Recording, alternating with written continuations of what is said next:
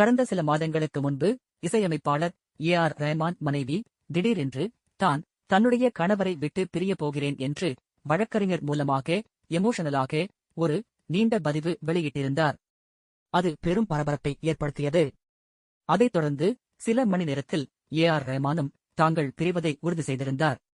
இப்படியான சூழ்நிலையில் சமீபத்தில் ரஹ்மான் தனியார் யூடியூப் சேனல் ஒன்றில் பேட்டி கொடுத்திருக்கிறார். அதில் தன்னுடைய வாழ்க்கையில் நடந்த பல விஷயங்கள் குறித்து எமோஷனலாக பேசியிருக்கிறார். வாழ்க்கையில் என்ன நடந்தாலும் நான் அன்பை மட்டுமே தேர்ந்தெடுக்கப் போகிறேன் என்று சின்ன வயதிலேயே முடிவு செய்துவிட்டேன். இந்த மனநிலை எனக்கு வருவதற்கு சின்ன வயதில் எனக்கு வந்த கஷ்டங்கள்தான் காரணம்.